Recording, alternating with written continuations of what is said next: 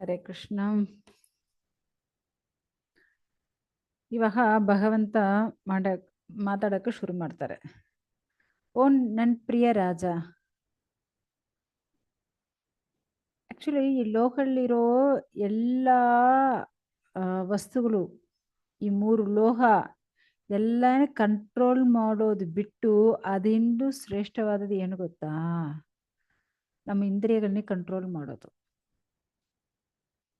ನಮ್ಮ ಇಂದ್ರಿಯಗಳನ್ನ ತೃಪ್ತಿ ಪಡಿಸೋದೇ ದೊಡ್ಡ ವಿಷಯ. ಅದು ಕಂಟ್ರೋಲ್ ಮಾಡಿ ಅದು ತೃಪ್ತಿ ಪಡಿಸೋದೇ ದೊಡ್ಡ ವಿಷಯ ಆಗುತ್ತೆ.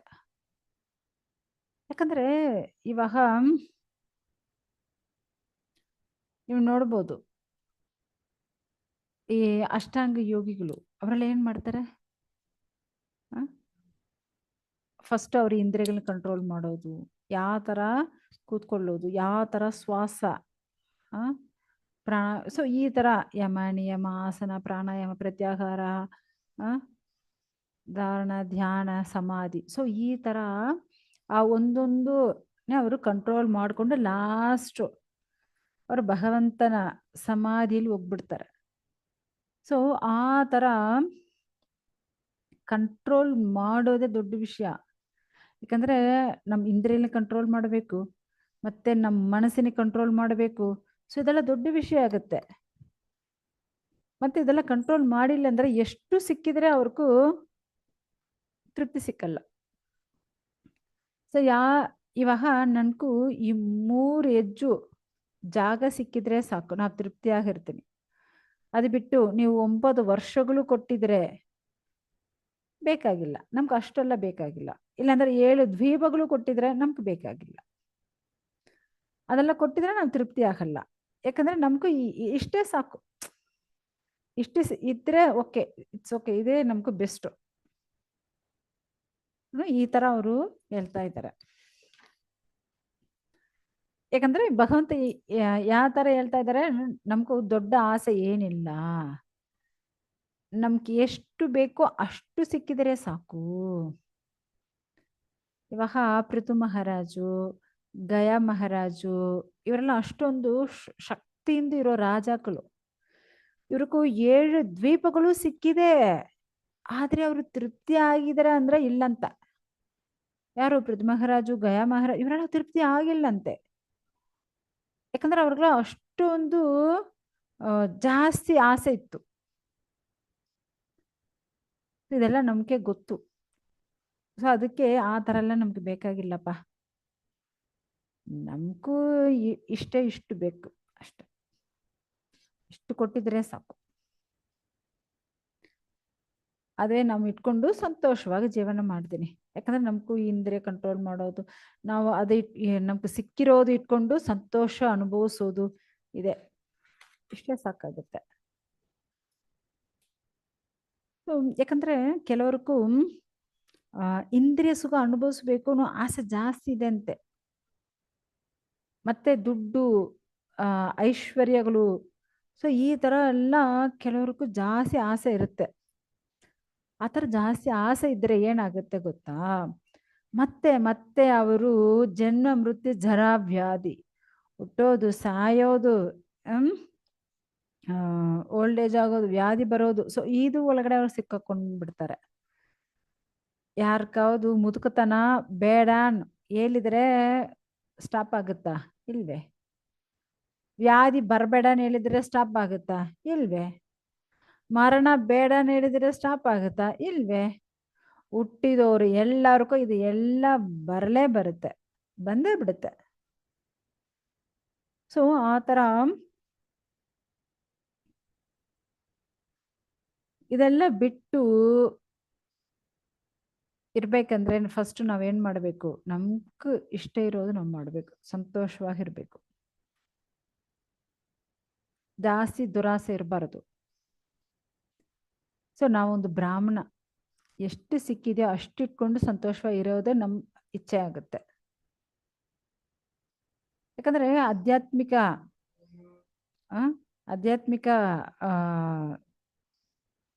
ಜೀವನ ನಡೆಸ್ಬೇಕಂದ್ರೆ ಇಂದ್ರಿಯಲ್ಲಿ ಕಂಟ್ರೋಲ್ ಮಾಡಬೇಕು, ಜ್ಞಾನ ಇರ್ಬೇಕಂತೆ.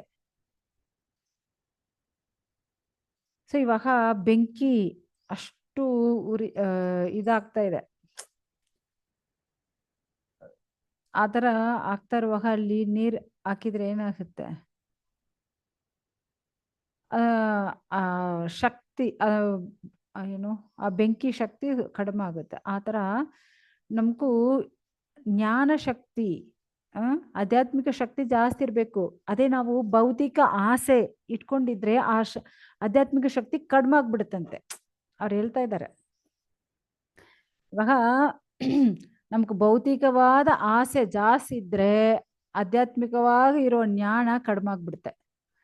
ನಮ್ಗೆ ಆಧ್ಯಾತ್ಮಿಕವಾಗಿ ಇರೋ ಆ ಜ್ಞಾನ ಬೆಳಿಬೇಕಂದ್ರೆ ಭೌತಿಕವಾದ ಇರೋ ಆಸೆಯನ್ನು ನಾವು ಬಿಡಬೇಕು. ಅದೇ ಇಲ್ಲಿ ಹೇಳ್ತಾ ಇದ್ದಾರೆ ಅವರು. ಈ ತರ ಇದ್ರೆ ನಮ್ಗೆ ಒಳ್ಳೇದಾಗತ್ತಪ್ಪ. ಓ ರಾಜನೇ, ನೀವು ಅಷ್ಟೊಂದು ದಾನ ಕೊಡ್ತಾ ಇದೆಯಾ, ದಾನ ಕೊಡೋಳಿ ನೀವು ಅಷ್ಟೊಂದು ಶ್ರೇಷ್ಠ ನಮ್ಗೆ ಗೊತ್ತು. ನಿಮ್ಮ ಹತ್ರ ನಾವು ಏನ್ ಯಾಚನೆ ಮಾಡಿದೀನಿ, ಒಂದು 3 ಹೆಜ್ಜು ಜಾಗ ಅಲ್ವಾ ಕೇಳಿದೀನಿ. ಸೊ ನಮ್ಗೂ ಇಷ್ಟು ಬೇಕಾಗತ್ತೆ, ನಾವು ಅದು ಇಟ್ಕೊಂಡು ಸಂತೋಷವಾಗಿರ್ತೀನಿ. ಇಷ್ಟೇ ಅಲ್ವಾ ಹೇಳಿದೀನಿ, ಇದೇ ಸಾಕಾಗತ್ತೆ ನಮಗೂ. ಸೊ ಅದು ಇಟ್ಕೊಂಡೆ ನಾವು ತೃಪ್ತಿ ಆಗಿರ್ತೀನಿ. ಈ ತರ ಅವರು ಚೆನ್ನಾಗೆ ಬ್ರೈನ್ ವಾಶ್ ಮಾಡ್ತಾ ಇದ್ದಾರೆ. ಮಾತಾಡಿ ಮಾತಾಡಿ ಬ್ರೈನ್ ವಾಶ್ ಮಾಡ್ತಾ ಇದ್ದಾರೆ. ಸೊ ಇಲ್ಲಿ ಶುಕದೇವ ಗೋಸ್ವಾಮಿ ಪರಿಷತ್ ಕೇಳ್ತಾ ಇದ್ದಾರೆ, ಈ ತರ ಭಗವಂತ ಬಲಿ ಮಹಾರಾಜ್ ಹತ್ರ ಮಾತಾಡಿದ ಕ್ಷಣ ಬಲಿ ಮಹಾರಾಜ್ ನಕ್ಕೊಂಡು, ಓಕೆ ಓಕೆ ನಿನ್ನಿಷ್ಟ ಸ್ವಾಮಿ, ನೀವು ಯಾವ ತರ ಕೇಳ್ತಾ ಇದ್ರು ಆ ತರ ನಿಮ್ಮಿಷ್ಟ ಪ್ರಕಾರ ನಾವು ನಿಮ್ಗೂ ಜಾಗನೇ ಕೊಡ್ತೀನಿ. ತುರಂತ ಅವ್ರು ಏನ್ ಮಾಡ್ತಾರಂತೆ, ಆ ಕಮಂಡಲ ತಗೊಳ್ತಾರೆ. ಯಾಕಂದ್ರೆ ಆ ತರ ಅರ್ಪಣೆ ಮಾಡಿ ಕೊಡ್ಬೇಕಲ್ವಾ, ದಾನ ಮಾಡಕ್ ನೀರ್ ಬಿಟ್ಟು ಆ ತರ ಓಕೆ ನಮ್ದು ನಾವು ನಿಮ್ಗೂ ಕೊಡ್ತೀನಿ, ನೀನು ಕೊಡಬೇಕು. ಸೊ ಅದಕ್ಕೂ ಆ ತರ ಅವರು ಕೊಡಕ್ಕೂ ಸಿದ್ಧ ಆಗ್ತಾ ಇದ್ದಾರೆ. ಒಂದೇ ನಿಮಿಷ. ಹರೇ ಕೃಷ್ಣ.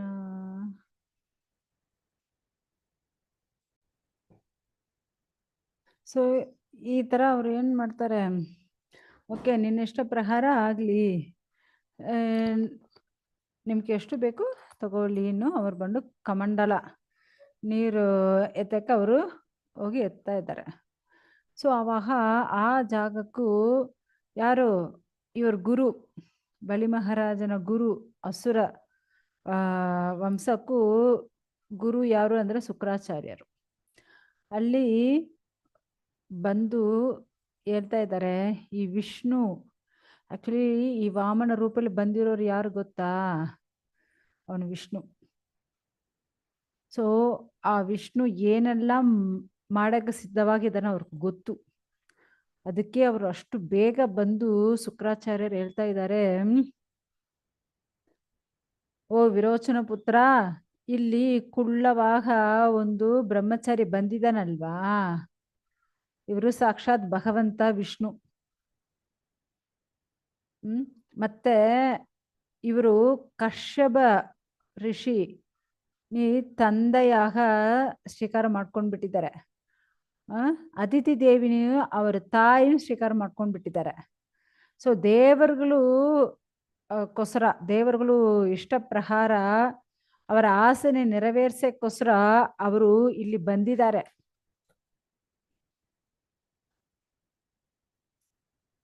ಸೊ ಅವರು ಆಕ್ಚುಲಿ ಇಲ್ಲಿ ಬಂದಿರೋದು ಯಾಕೆ, ನಿನ್ ವಿರೋಧಿ ಇಂದ್ರನ ತೃಪ್ತಿಪಡಿಸಕ್ಕೋಸ್ಕರ. ಸೊ ನೀವು ಎಷ್ಟೊಂದು ಅಪಾಯಕರವಾದ ಪರಿಸ್ಥಿತಿಯಲ್ಲಿ ಇದೆಯಾ ಗೊತ್ತಾ, ನೀವು ಅವನಕ್ಕೂ ಏನೋ ಕೊಡ್ತೀನಿ ಯಾಕೆ ಹೇಳ್ತಾ ಇದೀಯಾ. ಖಂಡಿತ ಈ ಬ್ರಹ್ಮಚಾರಿ ಒಂದು ಸುಳ್ಳು ರೂಪಲ್ಲಿ ಬಂದಿದ್ದಾನೆ, ಸುಳ್ಳು ವೇಷ. ನಿಜವಾದ ವೇಷ ಇಲ್ಲದು, ಆ ತರ ರೂಪದಲ್ಲಿ ಅವನು ಬಂದಿದ್ದಾನೆ. ಇವನು ಸಾಕ್ಷಾತ್ ಅದೇವೋತ್ತಮ ಪರಮ ಪುರುಷರು ಹರಿ ಇವನು.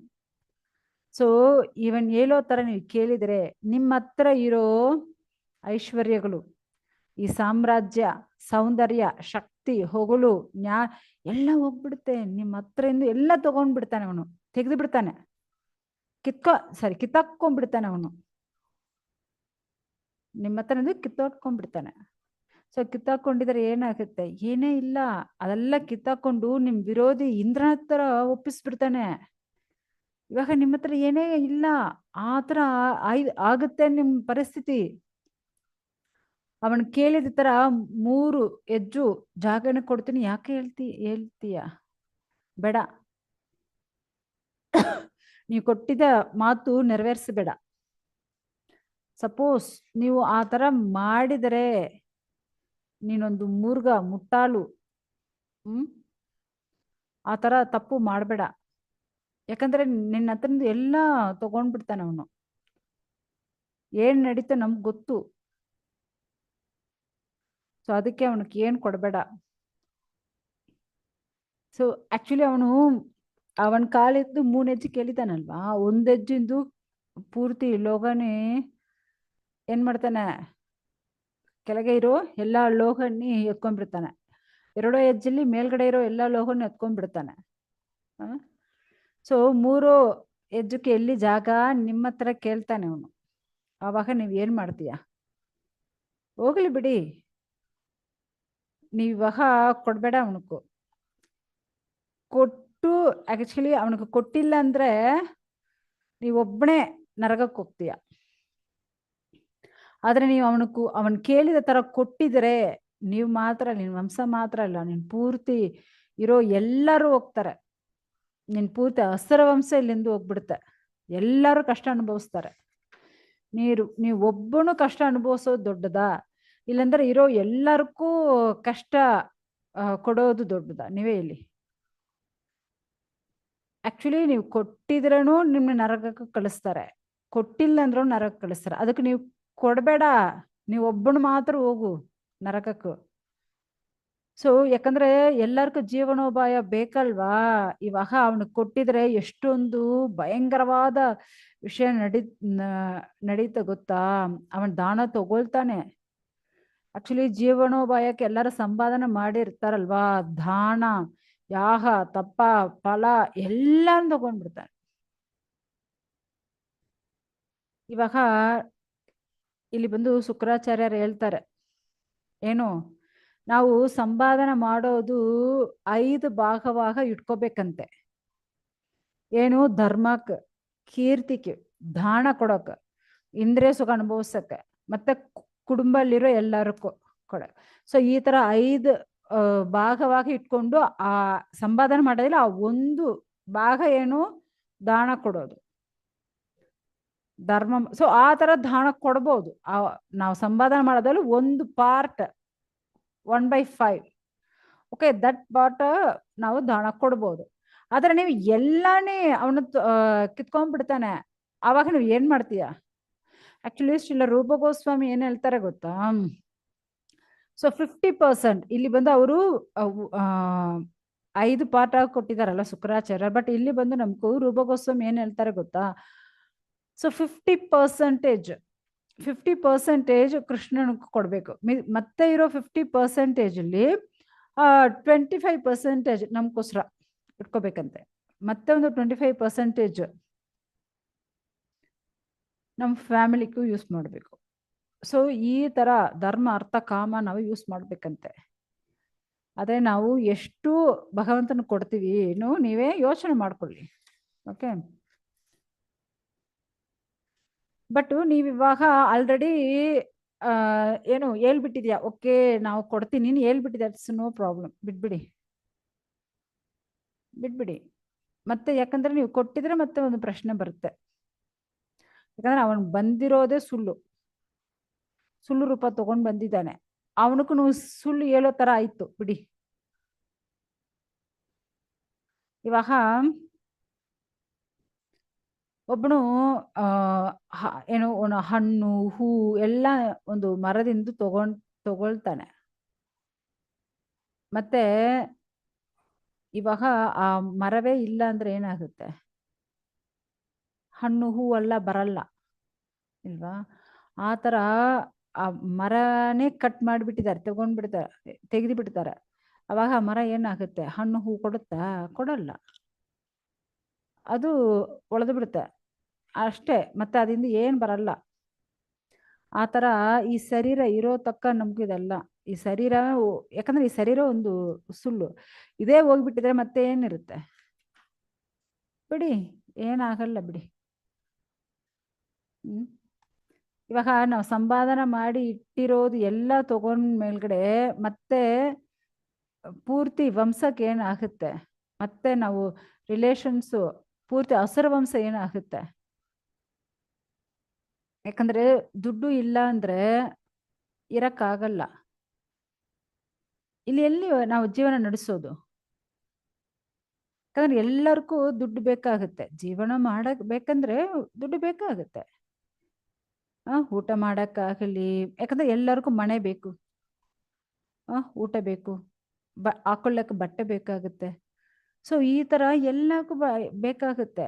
ಆದ್ರೆ ಎಲ್ಲ ಒಂದು ಲಿಮಿಟ್. ಇವಾಗ ನಾವು ಒಬ್ಬರು ಕೊಡ್ಬೇಕಂದ್ರೆ, ಇವಾಗ ಒಬ್ಬರು ನಾವು ದಾನ ಕೊಡ್ಬೇಕಂದ್ರೆ ನಾವು ದುಡ್ಡು ಕೊಡ್ತೀವಿ, ಆದ್ರೆ ಒಂದ್ ಸರ್ಟನ್ ಅಮೌಂಟ್.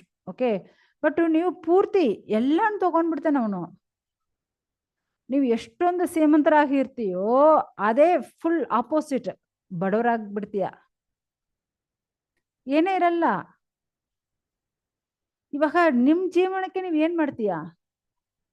ಇವಾಗ ನೀವು ತಿನ್ನಕ ಊಟಕ್ಕಾಗ್ಲಿ ಎಲ್ಲಕ್ಕೂ ಬೇಕಾಗತ್ತಲ್ವಾ? ಏನ್ ಮಾಡ್ತೀಯಪ್ಪ?